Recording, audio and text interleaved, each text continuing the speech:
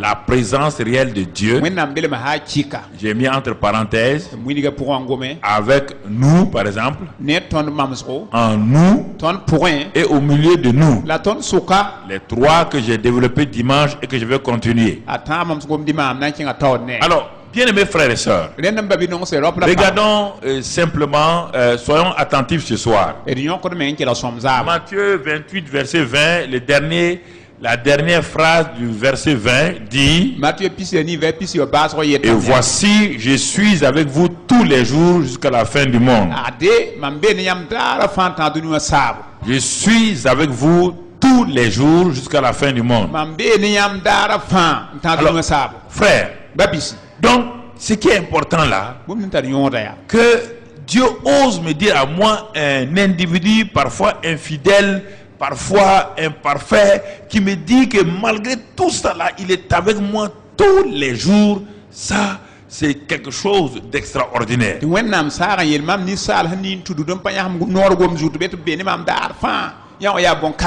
n'a pas dit qu'il est avec moi les jours où je suis fidèle. Est-ce qu'il a dit ça? Écoutez, chrétiens, ne vous laissez pas culpabiliser par des gens qui vous racontent n'importe quelle bêtise, qui disent: ah, Dieu n'est pas avec toi aujourd'hui. Mais si Dieu n'est pas avec toi, tu es mort. Oui ou non? Il a dit: je suis avec vous tous les jours. Il n'a pas dit dans les bons jours. Il a dit tous les jours. Les bons comme les les bons comme les. Est-ce qu'il a dit chaque matin? Il a dit tous les jours. Le matin comme le. La nuit comme le. Est-ce qu'il a dit quand je suis chez moi, au bureau, au marché, en voyage, à l'étranger, partout où je vais, je transporte la présence de qui? Est-ce qu'il peut se séparer? Quand je dors, qui est avec moi? Est-ce que Dieu dort? Tu n'as pas lu le psaume 120? Il dit que celui qui veille sur Israël ne dort ni ne sommeille. Alors, si tu n'as pas développé cette mentalité-là, toi tu comptes uniquement sur la prière. De minuit à 8 heures, est-ce que tu pries? Tu es en train de prier? Comment tu vas faire alors? Si c'est la prière qui te garde là, comment tu fais de minuit à 8 heures? Ou bien quand tu es au service là, comment tu fais? Comment tu ne pries pas? Institutrice. Quand tu es en train d'enseigner les enfants là, tu es en train de prier. Alors, si Dieu n'est pas avec toi, mais Satan va profiter de ce moment-là te créer des problèmes. Est-ce qu'il peut? Est-ce qu'il peut? Non. Parce qu'il a dit quoi? Parce que Dieu a dit quoi? Je suis avec vous. Quand tu travailles, quand tu es au chômage, quand tu dors, quand tu es éveillé, je suis avec. Les choses simples sont difficiles pour les chrétiens. Les choses simples, les chrétiens n'aiment pas ça. Ils veulent qu'on leur dise: ah, si tu fais ça, tu fais ça. Là, il veut. Non, mais il est avec moi tous les. Dès que je me réveille, est-ce que la fin du monde est là? Est-ce que c'est un jour? Donc il est avec eux. Je dis: merci papa, tu es avec moi aujourd'hui. Pendant toute la nuit, tu as été avec eux. Durant la journée, tu es avec eux. À chaque instant de la journée, tu es avec eux. Il faut que ton cœur saisisse ça à ton réveil. Que ton cœur saisisse à ton réveil. Arrêtez vos traditions villageoises et autres là, qu'on s'est levé sur un mauvais pied, un jour mauvais, un jour. Est-ce que Dieu a créé? Non. Si c'est un jour mauvais, est-ce que Dieu est mauvais? Quand Dieu est avec toi dans les mauvais jours, qu'est-ce qu'il y a un problème?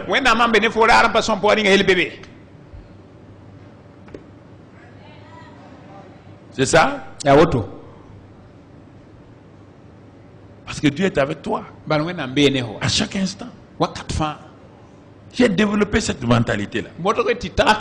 Je l'ai développée. Quand vous vous réveillez le matin, Satan présente devant vous 150 problèmes. Sans avoir réfléchi. Problèmes financiers, les voisins, les enfants, le mari, la femme, le patron, le gouvernement, le temps. Il te présente tout à la fois. Tu peux résoudre tout ça là. En 5 minutes, tu es quoi? Découragé. Satan est comme ça. Dès que tu te réveilles, quel jour aujourd'hui? Quel jour terrible? Le patron n'est pas content de toi. Est-ce qu'il y a l'argent? Le riz était fini hier déjà. Est-ce qu'il y a les condiments? Hier, l'enfant était malade. Est-ce que ça ira aujourd'hui? Tu as vu l'accident hier là. Donc, il te présente ces problèmes là. Est-ce que si tu veux réfléchir, tu seras content? Dès que tu te réveilles, en ouvrant tes yeux, tu dis papa, tu es avec moi. Merci. Papa, tu es avec moi. Sois content, dis amen. Voilà.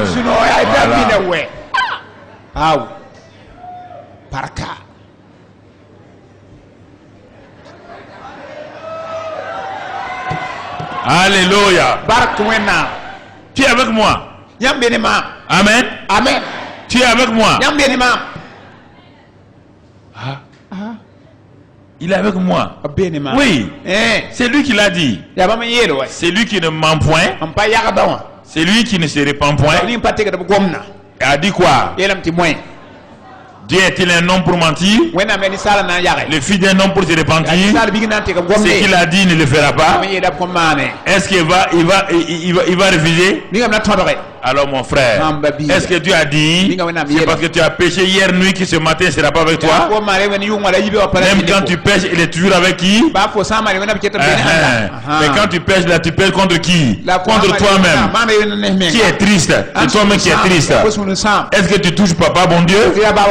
Est-ce ton péché touche papa bon Dieu? Lui il est avec toi. Mais est-ce que toi tu sens sa présence encore? Est-ce que tu sens sa présence? Mais même en ce temps-là, tu dis papa, tu es avec moi, il t'a attristé, pardonne-moi, et c'est fini.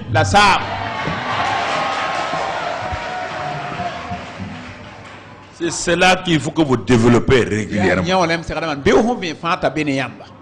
Mais si vous laissez les gens vous dominer, vous laissez les gens vous raconter n'importe quoi, que c'est parce que moi je suis arrivé dans votre ville là, que vous serez bénis. Moi je suis béni avant que tu n'arrives.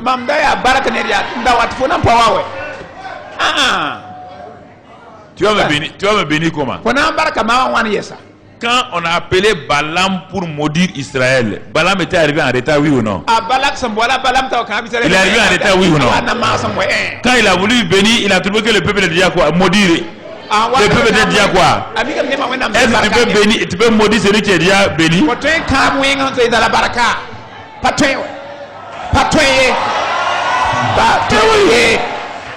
Croyez simplement.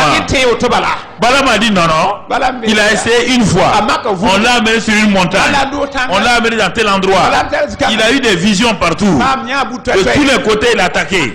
Derrière, devant, en haut, à droite, à gauche, devant, derrière, en haut, en bas. À la fin, il a dit quoi? Il dit, hey Balak, lève-toi, hein? Lève-toi. Parce que Dieu a béni. On ne peut pas maudire. Donc, garde ton argent. Oui ou non? Alléluia. Ce que Dieu a béni est déjà.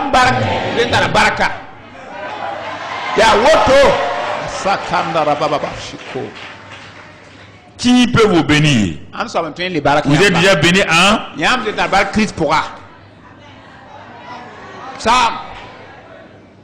Je vous pose la question.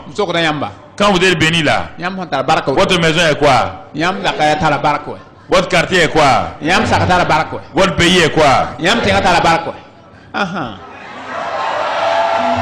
Mais vous ne comprenez pas ces choses là. Mais vous, est-ce que tout le monde, tous ceux du quartier comprennent ça? Ceux qui ne comprennent pas là, c'est qui créent des problèmes au quartier. Voici. Mais toi, tu dois rester dans le quartier. Savoir que toi, tu es béni. À cause de toi ici, là. Alors, tu dis au Seigneur que le quartier soit béni à cause de toi. Écoutez, quand Paul devait aller à Rome, leur bateau était en péril sur la mer.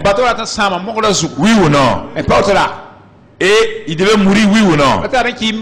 L'ange qui a été envoyé, qu'est-ce qu'il a dit à Paul? Le Dieu que je sers là a envoyé son ange hier nuit. Et l'ange m'a dit qu'à cause de moi, Paul, à cause de moi,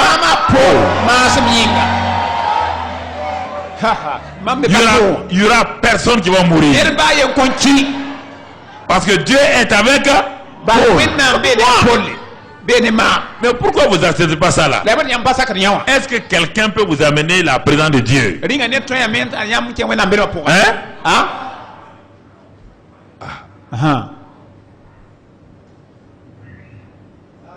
Mais le chrétien amène la présence de Dieu à qui? Le chrétien qui a Dieu en lui, il amène la présence de Dieu à qui? Au païen. C'est la seule chose. Le païen n'a pas la présence de Dieu, oui ou non? C'est bon, quand tu vas vers lui, parfois il a peur, parfois il réagit, il sent que tu as quelque chose qu'il n'a pas, oui ou non? C'est pourquoi ne soyez pas effrayés. Mais si, écoute-moi, si le démon qui est en lui a peur, il va faire quoi à l'homme là? Il va lui donner quoi? Si le démon qui est en lui est un démon de haine, est-ce qu'il va t'aimer? Vous ne comprenez pas, les gens ne nous aiment pas. Il ne peut pas t'aimer. Le monsieur a un démon de haine. Et toi tu es amour. S'il te voit, il fait quoi? Il va te haïr. Et toi tu fais quoi? Toi tu l'aimes. Et l'amour est plus fort que la haine. Tôt ou tard, il va plier genoux devant toi. Amen. Jésus a dit à ses disciples, comme le Père m'a envoyé, moi aussi je vous. Ce que vous lirez sera, ce que vous délirez sera. Donc nous avons le pouvoir de lier et délier les gens. Parce que Dieu est en nous. Voici le secret. Les gens, parfois les gens, bon. Si j'arrive à Papa Karambiri, Papa Karambiri, toi tu lèves Papa bon Dieu, tu lèves Papa Karambiri. Toi tu viens avec Papa bon Dieu. Oui ou non? Tu rentres dans mon bureau avec qui? Papa. Et tu veux voir Papa? Entre Papa bon Dieu et Papa Karambiri, qui est grand? Papa bon Dieu et Papa Karambiri sont ensemble.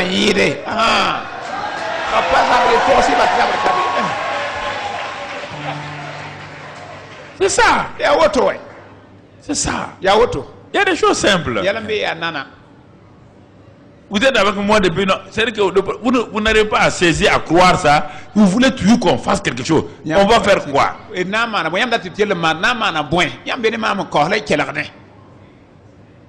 Qu'est-ce qu'on va faire? Tu vois? Accepte simplement. Alors, il a dit il est avec nous. Regarde, même dans l'Ancien Testament, David dit ceci, le psaume 16. David dit dans le psaume 16. Qu'est-ce que David dit, le psaume 16? Il dit au verset 8 et 9. J'ai constamment l'Éternel sous mes. Est-ce que David voyait Dieu?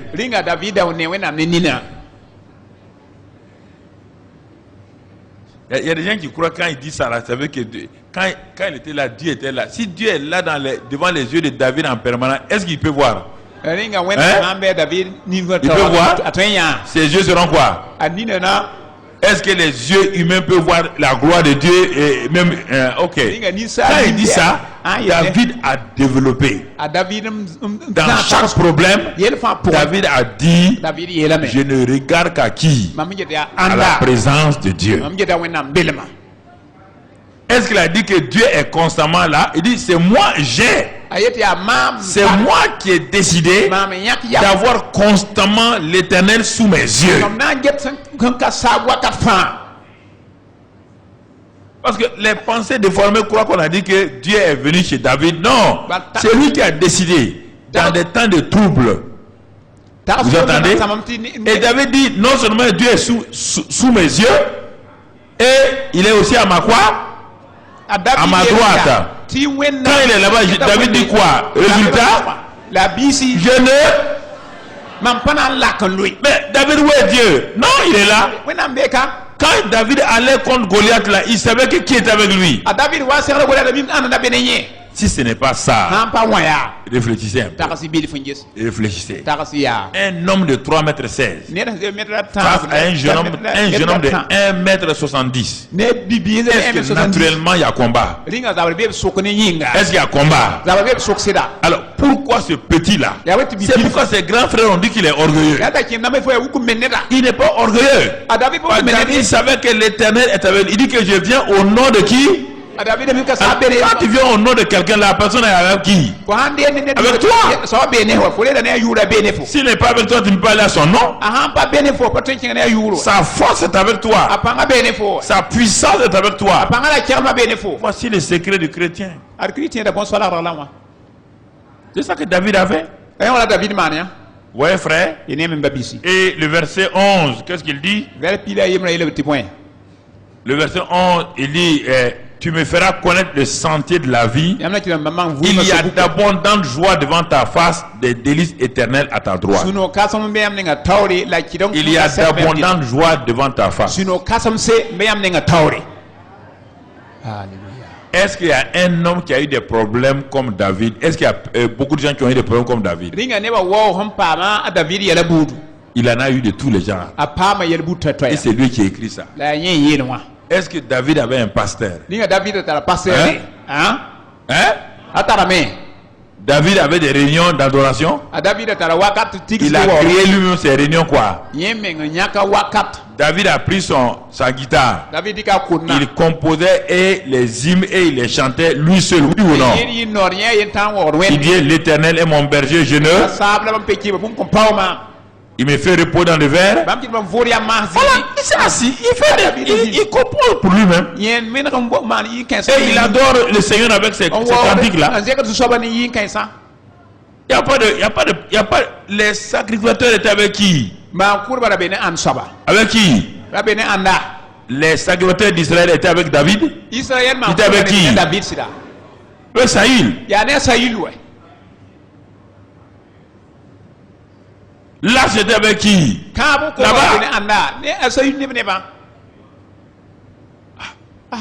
David était seul. Seul.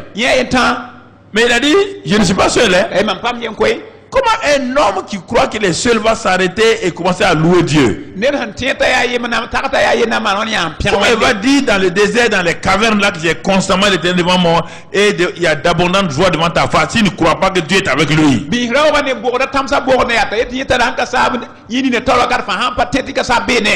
Vous vous plaignez, vous êtes dans une foule comme ça, vous êtes avec nous, on est en train de chanter, vous vous plaignez. Voici un homme dans les déserts, dans les cavernes, et on le cherche pour le tuer, et il dit qu'il y a d'abondantes joies. Est-ce que c'est un fou? C'était un drogué? C'était un drogué?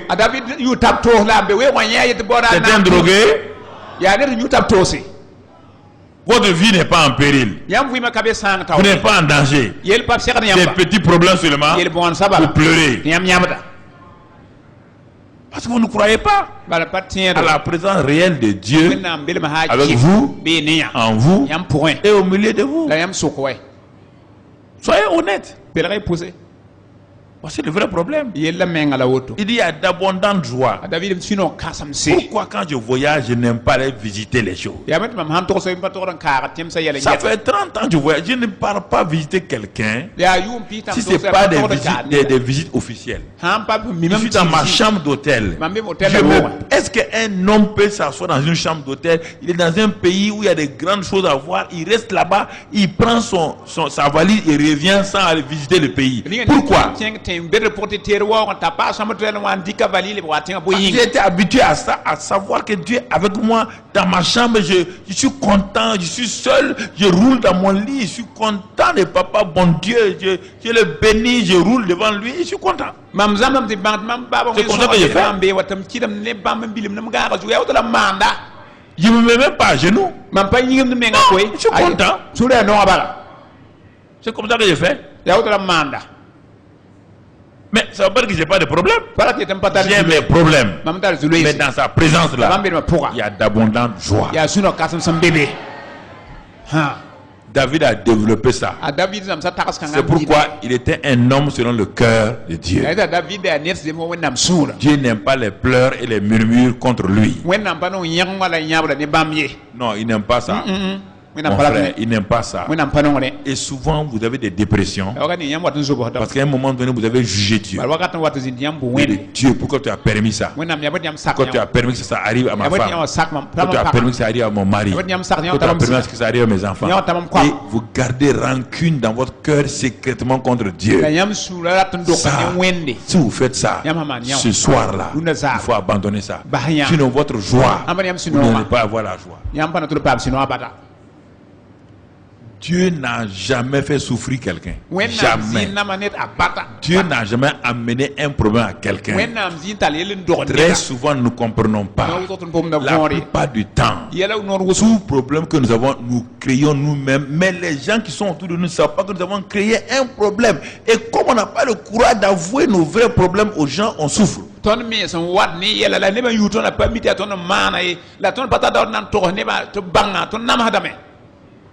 Il y avait un homme qui avait un problème, il est tombé malade. On a tout fait. C'était un ancien d'une église. Ils ont tout fait. Il dit non, ça va, lui, ça va, en tout cas, il n'y a pas de problème. Les gens ont dit, mais lui, il veut mettre sur Dieu. C'est comme s'il souffrait de la part de Dieu.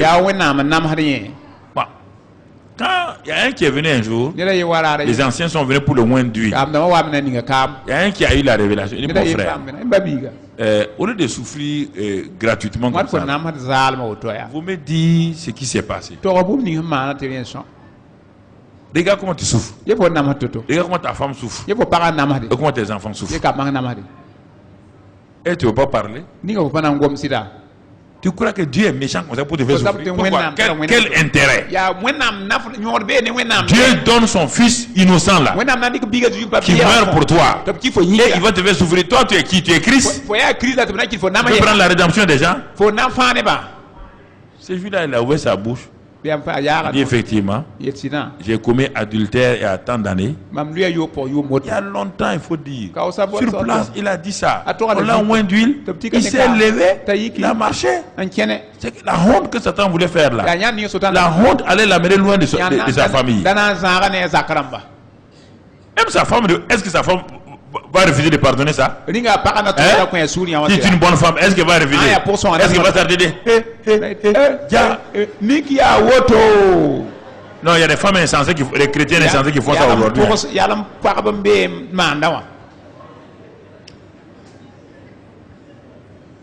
C'est ça. Est-ce que vous comprenez? Mais si vous développez des pensées négatives sur Dieu, mais vous offensez le Saint-Esprit. Dieu, le mal ne vient jamais de Dieu. Jamais. Je refuse de dire à Dieu que ce qui m'arrive là, ou ce qui m'est arrivé là, ça vient de Dieu. Je refuse toute ma vie pour ça. Ça, je refuse. Je refuse.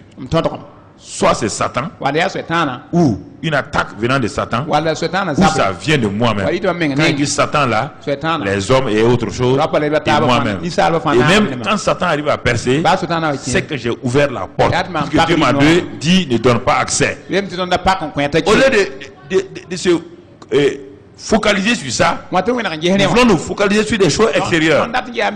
Non, ne nous focalisons pas sur l'extérieur. Ce pasteur avait sa fille unique qui a grandi et qui est morte. Le pasteur se plaignait. Seigneur, je te sers. Les gens, c'est vrai, ça fait mal. Seigneur, je te sers honnêtement. Les gens ont dit, ah, comment Dieu même, on ne comprend pas Dieu. Les gens pêchent contre Dieu. Et après, quand ils vont pécher, ils oublient. Et maintenant, ils ont des problèmes dans vos maisons. Réfléchissez. Plusieurs fois, vous avez offensé Dieu et vous avez oublié ça. Les gens viennent légèrement. Dieu aussi. Un homme fidèle comme ça. Un bon pasteur. Et tu enlèves sa fille unique comme ça. Dieu aussi. Il faut comprendre. Dieu reste silencieux. Il ne vous répondra jamais. Il n'a pas de compte à vous rendre.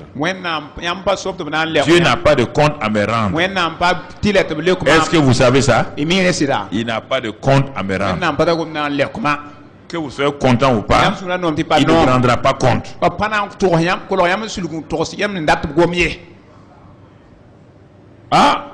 Il ne vous rendra pas compte. Vous ne l'avez pas mis là-bas. Vous ne l'avez pas élu là-bas. Il ne vous rendra pas compte. Le seul chemin, c'est la louange, l'action de grâce, la reconnaissance. Et vous allez comprendre Dieu. Vous allez le comprendre par la louange, l'action de grâce. Vous allez le comprendre. Il a continué ainsi pendant des années. Il faisait le travail de Dieu. Un jour, il était là. Dieu dit bon, on va lui montrer parce que les gens ne croient pas ce que je suis. Dieu l'amène au ciel. Il voit sa fille qui est vraiment avec Jésus. Très belle jeune fille. Au ciel, on ne vieillit pas. Il n'y a pas de vieux au ciel. Non. Tout le monde est jeune. Vous n'avez jamais vu vous avez déjà vu l'ange Gabriel qui a vieilli? Vous avez vu un vieux ange? Les gens sont toujours jeunes. Toujours. C'est sur la terre le péché qui nous a rendu comme ça. Il voit sa fille là avec Jésus qui est contente. Sa fille dit papa. Il dit mais tu es heureuse ici? Ça fait 15-20 ans moi je pleure en bas. Non. Pourquoi tu pleures en bas? Mais le Seigneur dit regarde homme de Dieu. Le Seigneur tend sa main et il montre un autre aspect de la vie de la fille.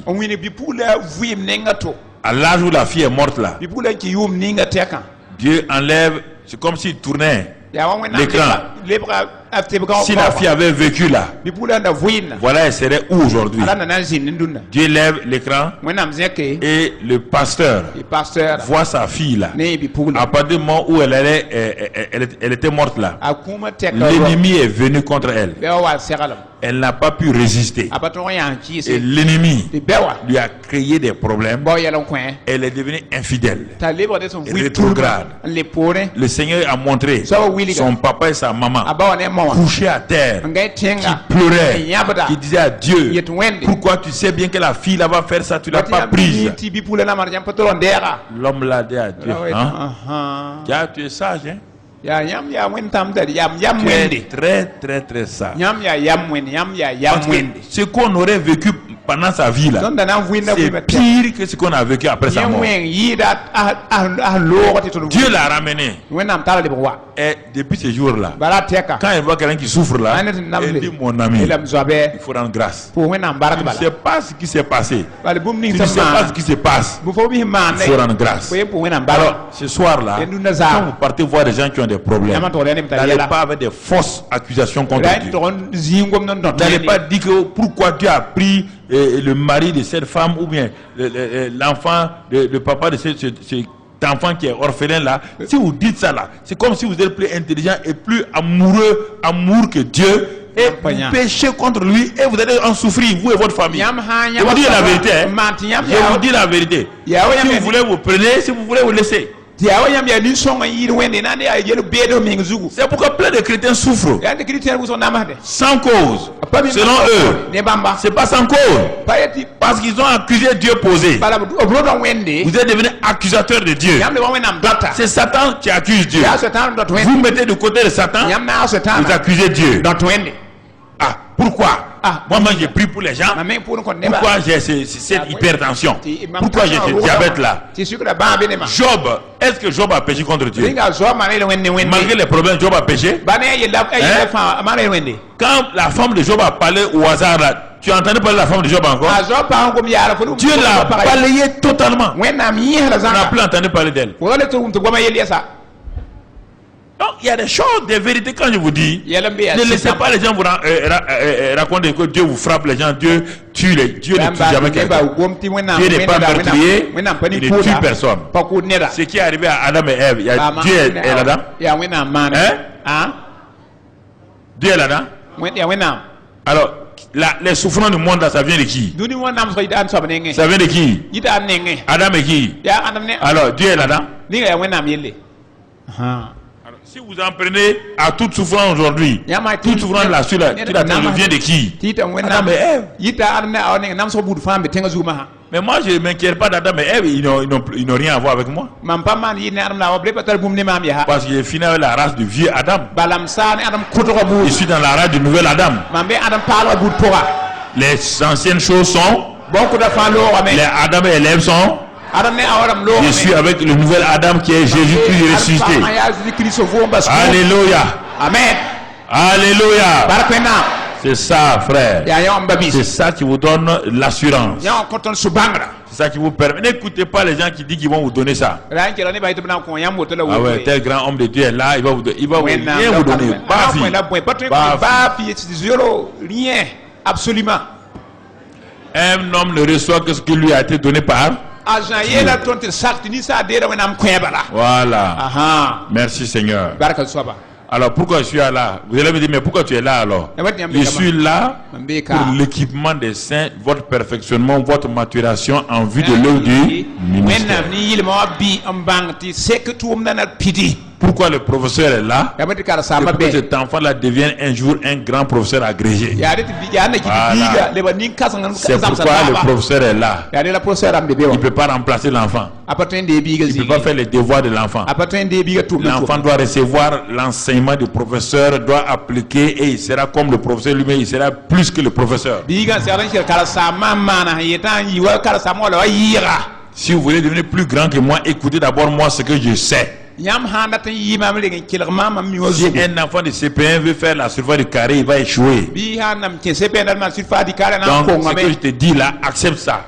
Et quand tu auras fini d'accepter humblement ce que je te dis, et louer Dieu, Dieu va te donner ta propre part.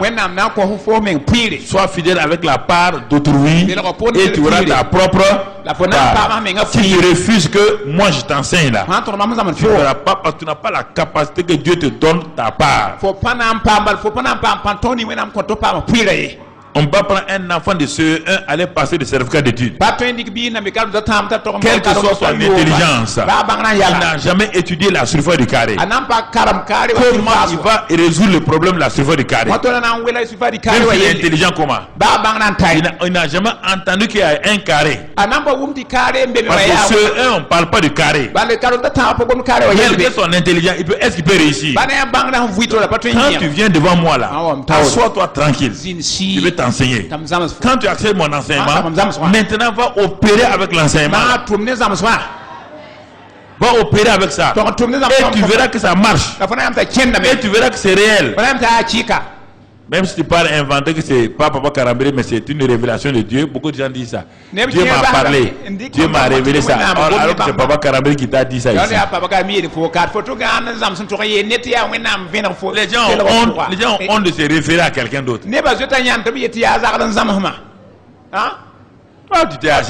Tu t'es assis devant moi, je t'ai enseigné la nouvelle création. Tu parles de Dieu t'a révélé. Dieu t'a révélé. Avant que j'en enseigne la nouvelle création, tu as déjà parlé de nouvelle création. Est-ce que moi j'ai honte de mon maître de CP1? Est-ce que j'ai honte de mon maître de CM2? Est-ce que j'ai honte de mon professeur du collège? Et je parle mardi devant le professeur du collège qui m'a enseigné en terminale. Ça, dit que c'est une révélation que j'ai eue. Il va rire. Il dit c'est moi qui t'ai enseigné ça. Telle matière là que tu as amené au bac là, c'est moi qui t'ai enseigné. C'est pas quelqu'un d'autre. Ne mentez pas sur le Saint-Esprit. C'est Papa Karambiri. Il faut Donc de temps en temps, il faut me remercier. Wakat ya pour son Voilà. barak ya. Voilà. Merci. Voilà. Pour son barak ya qui n'a pas. Soyez reconnaissants. Bangiti pour barak zame. Voilà. Tu peux n'en pas. Donc, mon frère, ma soeur, Rien babi la dis avec moi, Yenemam. Père, Ba je te remercie pour un baraka. parce que tu as été présent avec moi Baniam zinanema. depuis mon lever Halmam yikri jusqu'à maintenant. en temps massa. Toute cette journée-là, Rara torzang. ta présence Yam belma. ne m'a pas fait défaut. Power man. Dans toutes les situations, Yela fa pourra. les circonstances, Zule sa fa pourra. je n'ai pas été seul. Mampa yim yemri. Même si je n'ai pas senti ta présence, Bamba umi am belmani min je sidigri. sais, Seigneur, Ma mimi soba. que tu étais présent Yam na benima. et que tu m'as gardé, Yam gumam. tu m'as protégé. Yam kolamam. Je te remercie. Pour un baraka. Amen. Amen. Voilà, 2 Corinthiens 4, 18. Yim Corinthiens na pilani. 2 Corinthiens 4, 18. Yim Corinthiens na pilani. Regardons un autre passage. Yezinga to bene. Il est dit, 2 Corinthiens 4, 18. Yim Corinthiens sa Il dit, bon, parce que nous regardons non point aux choses visibles, Baton na ngeta pa bumni ne nin faye. mais à celles qui sont invisibles. La bumni ni sa ni son panéon. Vous voyez le principe toujours? Yam pané na Nous kenna. ne regardons pas aux choses visibles, mais aux choses invisibles. Comment on peut regarder aux choses invisibles? Nen la manan to nge bumni ni son pané. C'est de ça qu'il parle. Les choses invisibles, c'est la présence de Dieu. Bumni ni sa ni son pané wa na mbelma. On ne les voit pas. Pané ni sa ni faye. Mais La on doit regarder. David regardait constamment la présence de Dieu. a David de geta wena mbelma wakat fan. Il n'y avait pas la présence de Dieu physiquement devant lui, mais ses yeux étaient sur lui. A pané wena mbelma ne ni fula yemi ni faye ngeta wende. Donc, mon frère, ma soeur, Nen ba bi la il pa. faut que tu développes Nen fo man zama hanyawa. cette conscience Ammi wakat fan. d'apprendre à regarder Mbangati get wakat fan. la présence de Dieu au lieu de tes problèmes. Wen get wena mbelma la baso yela. Au lieu de tes problèmes. La bas fo yela. Parce que tu rentres dans un christianisme un peu païen. Bal fo kienda ki tudum pour ya wa duni wanam kena. Souvent, c'est ça. Wakani nga ya woto. Tu veux voir Wata men yani nifu. avant de croire. Ya olan ten. Ça, c'est le christianisme thomasien Ya wanda ya to manam budu. qui veut tout le temps voir, Ndat wakata fan ya. toucher En 6 avant de croire. ya olan ten. Dieu t'a dit qu'il est avec toi. Wena mere photo bene. Cette présence invisible là, Belem ka ande sampane ni il nifu. faut l'accepter. Ena saka. Frères et sœurs, Ba bla bla il po. faut l'accepter. Ena saka. Ça c'est l'aspect Dieu est avec nous. Ya wanda ya wena mbe ne tonda la wo. Ça veut dire que partout où tu es, il est avec toi. Ate zini fa fo mbe wena mbe ne fo. Le deuxième aspect que nous avons développé dimanche, c'est Dieu en nous. La yima nenga ton nya dimasa wena ton point. Galates 2, versets 20 et 21. Galate yi verset yi pisi la yem. Galates 2, versets 20 et 21. Galate yi verset pisi J'ai la été yem. crucifié avec Christ. Ka mam ne Et Christ. si je vis, ce n'est plus moi qui vis. Maman oui pas mam oui ça. C'est Christ qui vit en moi. Christ son oui mam point. C'est Christ qui vit en moi. Christ son oui mam point. Je veux qu'on reste sur ça. Là ne pas yon C'est Christ qui vit en moi. Christ son oui mam point. Dis avec moi, c'est Christ qui vit en moi. Ye ne mam ya Christ on oui mam Ce n'est point. plus moi qui vis. Pale ya mam oui ça. C'est Christ qui vit en moi. Ya Christ on oui mam point. Alors, comme Christ vit en toi, mon frère, ma soeur, Là Christ on oui mam faut pour mam babilo la c'est pa. Christ qui vit en toi. Je vous ai dit, Christ en moi, là, c'est toujours la présence du Saint-Esprit. Je vous ai dit ça il y a tout juste 1 mois et demi quand j'ai commencé Christ en nous. Mam yele yam ta kiu la pousso quoi ya Christ oui mam point là Christ beton pour. Alors, Christ étant en moi, Christ me mam pour ya. mon frère, Babiga. regardons ce que Jésus a développé dans Jean 14. Ergia son gom da toto japila na sa pour. Quand je comprends ce que Jésus a dit là, je veux comprendre Christ en moi là. Mam ha wum da junior gom ninga for na wa Christ ma. Jean 14, versets 10 et 11, on va le lire. Japila na ver pini pila ye na karama. Jésus dit à Philippe, Azu est là Philippia. ne crois-tu pas que je suis dans le Père Au patien la mambe ba pour et que le Père est en moi? Tibé babe mam pour la. Les paroles que je vous dis, Les comme mam je ne les dis pas de moi-même. Pas même comme tam Et le Père qui demeure en moi, c'est lui qui fait les œuvres. la basse pas mam pour moi ya ba man tuma. Croyez-moi, je suis dans le Père et le Père est en moi. Croyez du moins à cause de ses œuvres. Bi te mambe ba pour la babe mam pour la bi te tout man yama ne wanyinga. Regardez ce que Jésus nous révèle. Ergia gum niga zu men tono. Ah, les gens ont dit, ah, Jésus, c'est comme celui-là. Il dit, non, non. Je n'ai pas agi en tant que Dieu. Mon esprit est Dieu, mais ma chair est homme. J'ai fait le ministère en tant qu'homme, mais conscient que le Père est en moi. Les Philippe ont dit, mais si on pouvait voir un peu le Père là, ce serait bon, hein? Jésus ne leur a jamais permis ça. Jésus n'a pas dit, arrêtez-vous maintenant et voici le Père. Non, non, non. Il dit, Philippe, il y a longtemps je suis avec vous, tu ne m'as pas connu. C'est lui qui m'a vu, a vu le Père. C'est le Père invisible que tu ne vois pas en moi là. C'est lui qui parle à travers ma bouche. C'est lui qui fait les œuvres. Voici le secret de Jésus. Pas plus que toi et moi. Il n'a pas d'autre secret. Pasteur. Arrêtez de demander l'onction. On va voir tout cela plus tard. Le problème n'est pas là-bas. Jésus te dit, les paroles même que je dis là, et les œuvres que je fais là, c'est le Père qui est en moi qui les fait. Et qui les dit. Mais on te dit à toi, c'est Christ qui est en toi. Donc, tu dois parler de la... Qui doit parler à travers toi? Christ, le Saint-Esprit. Qui doit faire les œuvres à travers toi? Jésus te dit, moi, c'est le Père qui parlait et qui fait les œuvres. Toi, c'est Christ qui a... Il n'y a pas de Jésus, hein? C'est Christ qui est en toi. C'est-à-dire que le Saint-Esprit qui est en toi, le loin, le Messie loin, qui est en toi. Alors, puisque le Père est en moi, il est en moi, il parle à travers moi, il œuvre à travers moi. Toi, le Christ est en toi. Il est venu pour faire quoi? Pour parler à travers toi et pour faire les œuvres à travers toi. C'est pourquoi il a dit aux disciples, ne bougez pas, hein, jusqu'à ce que le Saint-Esprit vienne.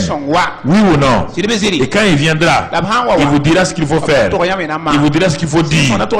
Est-ce que ça s'est passé avec Pierre et les autres? Oui ou non? Mais sans le Saint-Esprit, est-ce que Pierre a fait quelque chose? Alors, frères et sœurs, pourquoi nous voulons, pourquoi nous croyons à des messages que les gens nous mentent?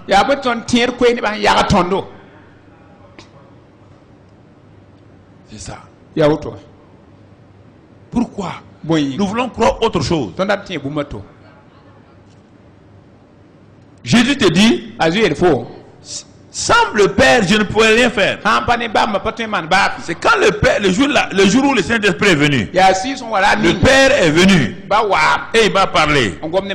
Et il a dit, et j'ai dit, par la bouche de Paul, dans Colossiens 2:9, toute la plénitude de la divinité était en moi. Tous les trésors cachés, Colossiens 2 verset 3, tous les trésors de la sagesse et de la connaissance de Dieu sont en moi, car Christ est le mystère de Dieu. Donc ça veut dire, frères et sœurs, le Seigneur est avec toi, il est en toi. Double garantie. À l'intérieur, pour faire quoi? Pour transformer ta vie. Il est à l'intérieur là pour faire quoi?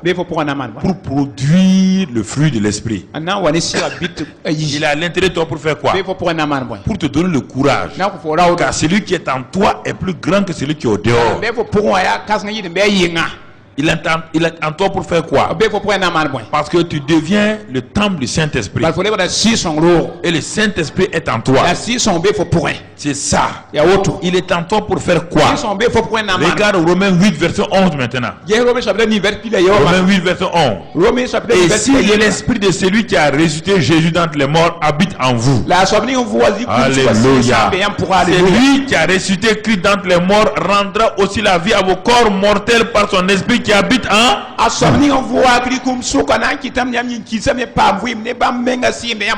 regardez, frères et sœurs, qui a le Saint-Esprit en lui? Lève ta main. Quiconque est né de nouveau a le Saint-Esprit en lui. Regarde la garantie que Paul nous donne. quand Jésus était dans le tombeau de Joseph d'Arimathée, quand son âme était partie en enfer, est-ce qu'il y avait la présence du Père? Hein? Est-ce qu'il y avait la présence du Saint-Esprit? Jésus était seul, oui ou non? Il était prisonnier de Satan. Dans l'enfer, son âme est prisonnier de la mort physique dans le tombeau de Joseph d'Arimathée. Donc Jésus était prisonnier de tous les côtés. Il ne pouvait pas s'en sortir. Son corps était couché dans le tombeau de Joseph d'Arimathée. Écoutez-moi très bien. Et vous allez voir, le corps de Jésus était mort. Pas malade, hein? Mort. Son cœur est mort. Ses poumons sont morts. Son sang est mort. Ses yeux sont morts. Tout est mort. Et son âme dans l'enfer. Comment l'homme l'a fait pour sortir et être sur les deux pieds?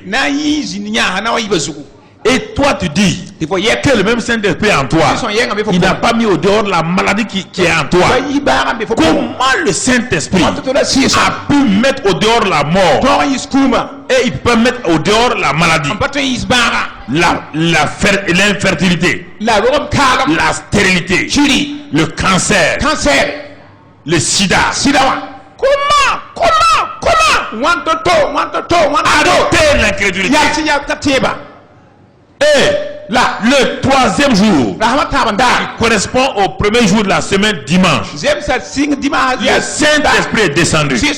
En premier lieu, il est allé en enfer. Parce qu'il n'a pas touché d'abord le corps. Il allait prendre l'âme prisonnière de Jésus entre les mains de l'ennemi. Tu comprends? Et il a dit à Jésus, prends en même temps les clés de la mort de celui des morts. Parce que ton emprisonnement est terminé. Tu viens de libérer tous les prisonniers de Satan que sont la race de Adam. Toi et moi, on était là-bas, oui ou non? Oui ou non? C'est ça. Qu'est-ce qu'il a fait? Quand Jésus a pris la clé, il a dit, tu n'es pas une âme, tu as un corps. On va aller maintenant dans le tombeau de Joseph d'Arimathée. Quand ils sont arrivés là-bas, le Saint-Esprit est rentré. Il a amené l'âme dans le corps de Jésus. Mais tout le corps de Jésus était 3 jours. Le corps n'était pas pourri, mais il était glacé. Il était coagulé. Il était comme mis dans un frigo. Parce qu'il n'y a pas aucune pourriture. Mais regardez que le Saint-Esprit est rentré. En un clin d'œil, le sang s'est normalisé. Les poumons sont normalisés. Tout est normalisé. Oui ou non? Et la Bible dit, et la même Bible dit, alors la maladie qui est la somme de toutes les maladies, la mort qui est la somme de toutes les maladies, il n'y a pas une maladie supérieure à la mort. Le Saint-Esprit rentre dans le corps de Jésus. Dans le corps de Jésus, il y avait la mort. C'est la mort qui régnait. Dès que le Saint-Esprit est rentré, la mort a fait quoi? La mort est sortie. Dès que le Saint-Esprit rentre, la mort a fait quoi? Dès que le Saint-Esprit rentre, la mort a fait quoi? Est-ce qu'il s'agit de Jésus seulement? On te dit maintenant, puisque le Saint-Esprit a fait avec Jésus, si le même Saint-Esprit là est en toi, il dit ça dépend de toi. Hein? Jésus avait dit quoi? Avant de mourir, il a dit quoi? Détruisez ce corps et dans 3 jours il fera quoi? Il avait déjà parlé, non? Il avait déjà parlé. Et toi tu as parlé? Est-ce que tu parles? Tu ne parles pas. Jésus avait déjà parlé. Le Saint-Esprit n'est pas venu comme ça souverainement. Non. Jésus avait déjà annoncé que détruire ce temple-là dans 3 jours, il est rebâti. C'est pas ça? Il a parlé d'avance. Ça ne s'est pas passé. Mais quand toi, quand les maladies sont là, tu tu parles des maladies. Tu exaltes les maladies. Tu crois à la parole des docteurs. Tu crois à la parole des infirmiers. Plus que la parole de Dieu. Tu les élèves. Tu les exaltes. Tu adores tes maladies. Tu adores ta tension. Tu adores ton diabète. Mon diabète. Mon diabète. Dieu te laisse avec ton diabète. Mon sida. Mon cancer. Mes maux de tête. Si ça t'appartient, Dieu n'aura jamais quelque chose entre les mains de quelqu'un. Tu aimes ça. Jésus a dit la mort viendra. Il a dit à Marthe et Marie, la mort viendra sur Lazare. Mais cette maladie-là n'appartient pas à quoi? La mort n'aura pas le dernier mot, oui ou non? Est-ce que c'est le Saint-Esprit qui a ressuscité Lazare? Non, qui a ressuscité Lazare? La parole. Vous entendez? C'est pas le Saint-Esprit, hein? Jésus a envoyé là. Donc, mon frère, ma soeur, la parole et le Saint-Esprit peuvent te guérir totalement. Quand toi-même tu parles, et tu invites le Saint-Esprit et la parole, ensemble, ton corps est totalement.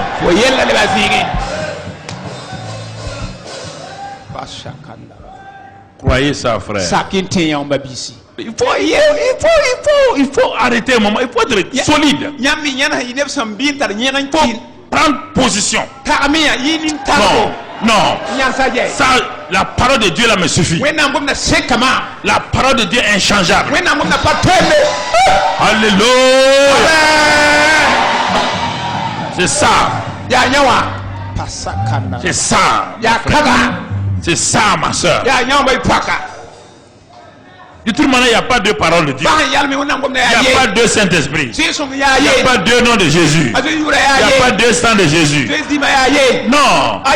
Moi, je décide d'élever le nom de Jésus, d'élever le sang de Jésus, d'élever le Saint-Esprit, d'élever la parole. Et alors, en les élevant, je m'élève moi-même. Je me positionne moi-même.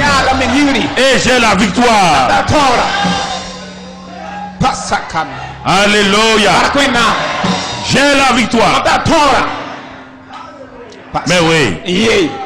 C'est ça, frère. C'est ça. C'est important. C'est important. Regarde. Écoute ce soir. Je vais terminer tout et puis ensuite on va voir la pratique. Lis simplement. Ça c'est Jésus en nous.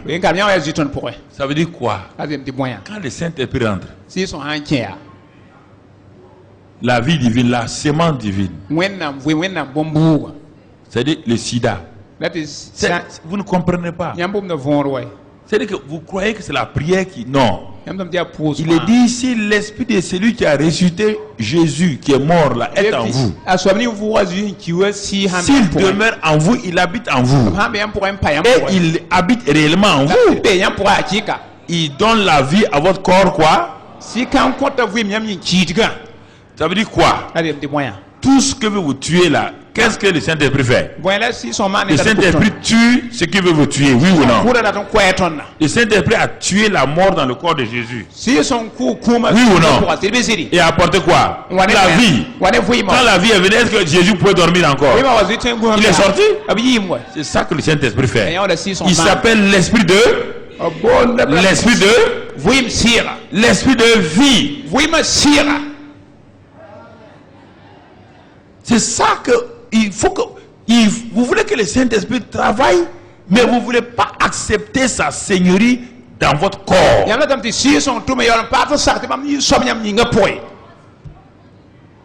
C'est dommage. Est-ce que la branche du manguier peut avoir la puissance sans la sève du manguier? Impossible. C'est la sève qui est dans le tronc et dans la racine là, qui rentre dans quoi? Dans les... Et c'est la sève du manguier qui produit les mangues sur les branches, oui ou non? Aucune branche n'a une vie par elle-même. Aucune branche n'a la force par elle-même. La vie de la branche, la nature de la branche, c'est la nature de l'arbre. Et la branche ne fait que porter, ne produit pas, ne porter le fruit de l'arbre. Dieu dit que vous êtes les branches de Jésus. Alors, vous devez porter les fruits de qui? De Jésus, qui sont les fruits produits par le Saint-Esprit. Il faut accepter ça. On ne prie pas pour ça. On accepte ça et on rend grâce à Dieu. Vous voulez prier pourquoi? As-tu vu une branche de manguier prier pour porter des fruits? Chaque année à la même saison, qu'est-ce que la branche fait? Fait une nouvelle, oui ou non? Ensuite fleur. Ensuite quoi? Fruits. Est-ce que la branche prie l'arbre? À cause du fait qu'elle est sur l'arbre là, la vie de l'arbre, la puissance de l'arbre. Et quand la branche est malade, la sève fait quoi? Elle guérit la branche et la branche est renouvelée au nord.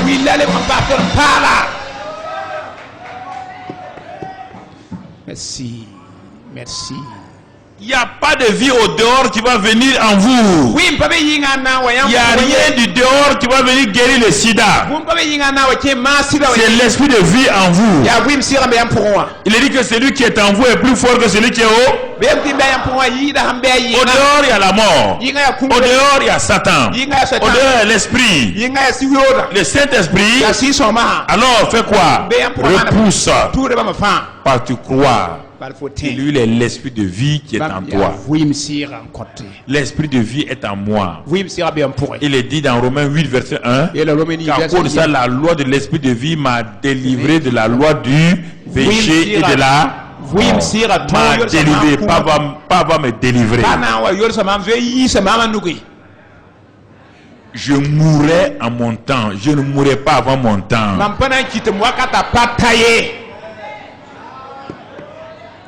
Je suis immourable.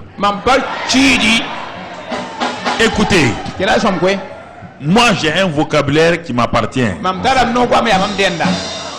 Je ne dis pas immortel, hein, immourable. Tu comprends ce que ça veut dire, non? C'est mieux que immortel, non? Voilà. Je mourrai en mon. C'est ça. C'est ça, frère. C'est ça. Je n'ai pas dit que les maladies ne viennent pas. Mais elles ne peuvent pas me tuer.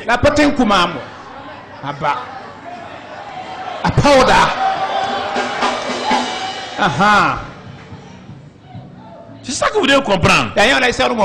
Car l'esprit de vie est en. Il faut parler.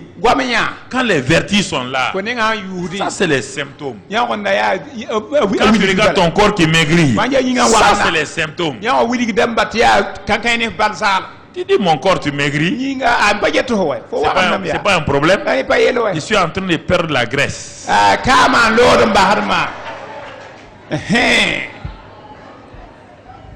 Quand la graisse va finir, tout va revenir à sa place au nom de Jésus. C'est ça, frère. Mais tous les jours, je maigris. Quand tu étais jeune fille, tu voulais maigrir, non? Tu es en train de maigrir maintenant.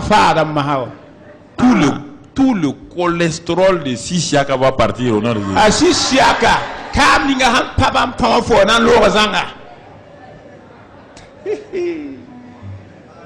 La graisse là, ça va pas.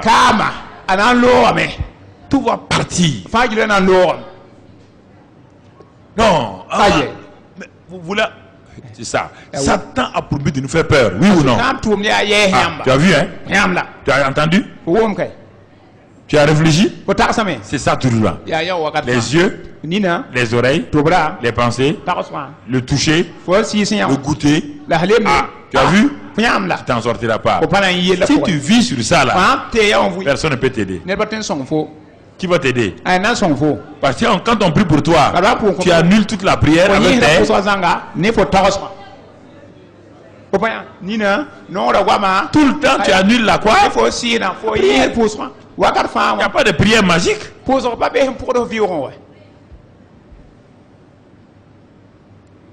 Romains 8, 11. Et Jean 6, regardez, quelque chose de pratique. Jean 6, verset 53.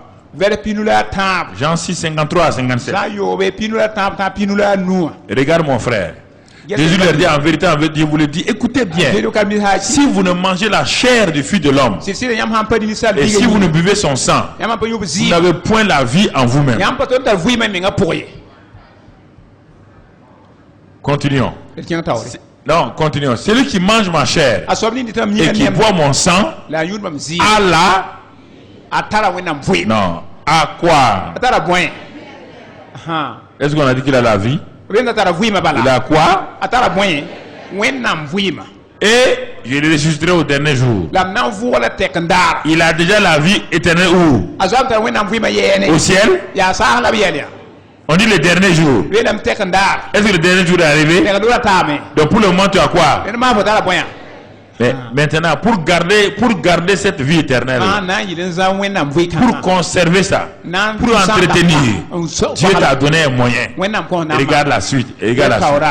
Car ma chair est vraiment quoi? Et mon sang est vraiment quoi? Ah? On te dit, est-ce qu'on dit mon sang est mon sang? Il dit mon sang est un quoi? C'est quelque chose qu'on fait quoi? Breuvage, ça c'est le nom. Le verbe c'est quoi? Boire. Donc, mon sang est vraiment un breuvage. Est-ce qu'il y a le sang physique de Jésus ici? Est-ce que Jésus physique est là avec son sang? Jésus a amené son sang où? Au ciel. Est-ce qu'il y a la chair de Jésus ici physiquement? Il est où? Mais pourtant il dit, car ma chair est vraiment une nourriture et mon sang est vraiment un breuvage. Ah, continuons mon frère. Celui qui mange et qui boit mon sang demeure en moi et je... Celui qui mange ma chair, qui boit mon sang, demeure en moi et je... Continue mon frère. Comme le Père qui est vivant m'a envoyé et que je vis par le Père, ainsi celui qui me mange vivra par moi physiquement, moralement et tout. Oui ou non? Oui ou non? Très bien. Tu as vu cette déclaration de Jésus avant sa mort. Il t'a enseigné ça. Il t'a enseigné. Et toi, tu ne prends pas garde. Il dit ma chair est une quoi? Et mon sang est un quoi? Un breuvage. Le soda est quoi? Est un quoi? Le lait est un quoi? Oui ou non? Jésus dit que lui aussi son sang est un... Est-ce que c'est un breuvage comme le lait? C'est la même qualité. Mais pourtant, les autres breuvages, là, tels que l'eau, autres aussi, donnent une vie, oui ou non? Et une vie inférieure. Il te dit maintenant que lui, son corps, là, sa chair, là, est une nourriture, son sang est un breuvage. Alors, quand il dit ça, les gens n'ont pas compris. Les gens ont dit, ah, il veut qu'on mange sa chair en tant que physique là. Non. Un homme est venu plus tard. Cet homme là va nous dire qu'est-ce que c'est 1 Corinthiens 11. Écoutez ce soir. 1 Corinthiens 11. Cet homme-là n'était pas là quand Jésus parlait de ça. Il n'était pas là-bas. Il s'appelle Saul de Tarse qui va devenir Paul. Il n'a jamais connu Jésus physiquement. Il n'a jamais entendu un message de Jésus. Mais regardez ce qu'il va dire. Il dit quoi? Car j'ai reçu du... Il a reçu ça comment? Par révélation. par révélation. Regardez textuellement ce qu'il raconte dans sa révélation. Ce que je vous ai enseigné là, c'est une révélation. Quelle est cette révélation? C'est que le Seigneur Jésus, dans la nuit où il fut livré, prit du pain. Est-ce que Paul était là-bas? Paul écrit ça 40 ans après le départ de Jésus. Écoutez-moi maintenant. Donc, Dieu lui a montré ça, oui ou non? Il prit du pain. Et après avoir rendu grâce, il rompit le pain et dit, ceci est mort. Qu'est-ce qu'il y a dans Jean 6? Dans Jean 6, il a dit que son corps est quoi? Une nourriture. C'est un pain. Et qui est rompu pour vous. Faites ceci en mémoire de moi. Va un peu plus haut. Le verset qui suit. De même, après avoir soupé, il prit la coupe et dit, cette coupe est la nouvelle alliance à mon sang. Faites ceci en mémoire de moi toutes les fois que vous en boirez. Donc, Paul dit textuellement ce que Jésus a dit. Oui ou non? Donc, parole dite par Jésus, parole révélée par Jésus. Les deux paroles correspondent. Mais maintenant, Paul va nous enseigner plus loin ce que Jésus ne nous a pas dit. Mais Paul a la révélation. Il va nous amener plus loin pour nous dire qu'est-ce que ça veut dire. Parce que Jésus a dit que sa chair là, du moins son corps est une nourriture et son sang est un breuvage. Donc Paul va nous dire que ce que Jésus a dit là, c'est la vérité. Et allons un peu plus loin. Car toutes les fois que vous mangez ce pain, ce pain-là, pas la manne, hein? Pas la manne qui vient du ciel. Quel pain? Le pain qui est là, avec vous. Le pain que vous mangez là, chaque dimanche là, il dit ce pain là. Parce que c'était un rassemblement des chrétiens. Donc il parle du pain de la Sainte Seine. Écoutez frère, quoi est-ce que vous allez accepter votre guérison et puis partir à la maison ce soir? Il dit chaque fois, toutes les fois que vous mangez ce pain et que vous buvez cette coupe là, vous annoncez la mort du Seigneur jusqu'à ce qu'il vienne. Continue mon frère. C'est pourquoi celui qui mangera le pain ou boira la coupe du Seigneur indignement sera coupable envers le corps et le sang du Seigneur. Donc Paul va plus loin.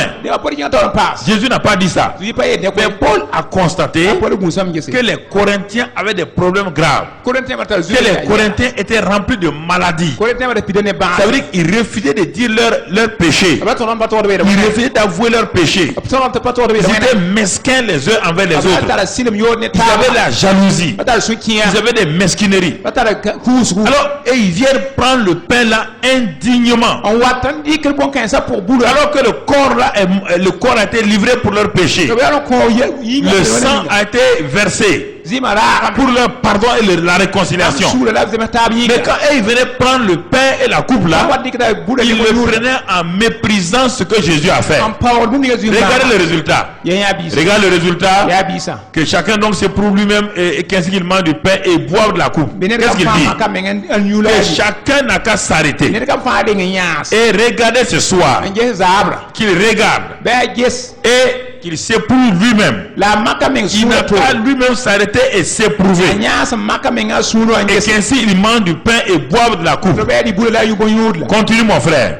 Car celui qui mange et boit sans discerner le corps du Seigneur mange et boit un jugement contre lui-même. Boit un jugement contre lui-même. C'est-à-dire qu'il est jugé. Et s'il est jugé, regarde la suite. C'est pourquoi il y a parmi vous beaucoup d'infirmes et de malades. Et qu'un grand nombre sont morts. La mort et les maladies au milieu de nous là viennent de ça. Ça ne vient pas du diable, ça ne vient pas de quelque chose, parce que nous avons refusé de nous juger.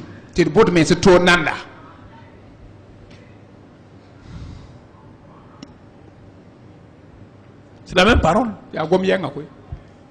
Nous refusons chaque dimanche de nous juger, de nous éprouver. Je parle de ceux qui sont malades. Et ceux qui ne sont pas malades aussi prennent au hasard et ils provoquent des maladies. Ça veut dire que ceux qui sont là, ils n'étaient pas malades. Mais ils sont devenus infirmes et des malades. Et ceux qui étaient malades, comme ils ont refusé de s'éprouver, la mort est venue. La mort est venue. C'est-à-dire, ils prennent le pain, non, Seigneur, pardonne mes péchés. Pardonne mes péchés. Dieu dit non. Non. Éprouve-toi toi-même. Examine toi-même. Parce que dimanche passé, tu as tenu le même pain. Tu n'as pas reconnu mon corps. Tu as dit pardonne mes péchés. Tu as mangé. Tu as continué le même péché. Le même péché là. Toute la semaine, tu as continué. Ça fait 3 mois. Tu continues le même péché. Chaque dimanche, tu viens. Tu dis pardonne mes péchés. Et tu n'abandonnes pas le péché. Tu dis mais mon frère, tu as mis la maladie dans ton corps. Et tu es en train d'aller vers la mort. Donc le revers est aussi vrai. Ceux qui sont malades prennent la mort. Ça c'est l'autre côté maintenant. Si ceux qui sont bien portants, ils ne discernent pas le corps, et les malades ne discernent pas le corps, et ça amène la mort. Ceux qui sont malades, qui sont près de la mort, ça veut dire que dans leur corps là, la médecine a dit qu'on ne peut rien là. Jésus te dit, toi aussi, il ne faut pas t'inquiéter. Si tu discernes le corps de Christ, mon corps, que ça là, c'est de la nourriture. Ça c'est le breuvage. Ça donne la vie. Ça donne la vie. Si tu prends ça en tant que malade de sida, de tumeur, de diabète, d'hypertension, si tu prends en étant conscient de ça, il dit mais puisque l'autre côté détruit, donc ça veut dire que l'envers aussi fait quoi? Amène la vie. Si tu acceptes de t'éprouver,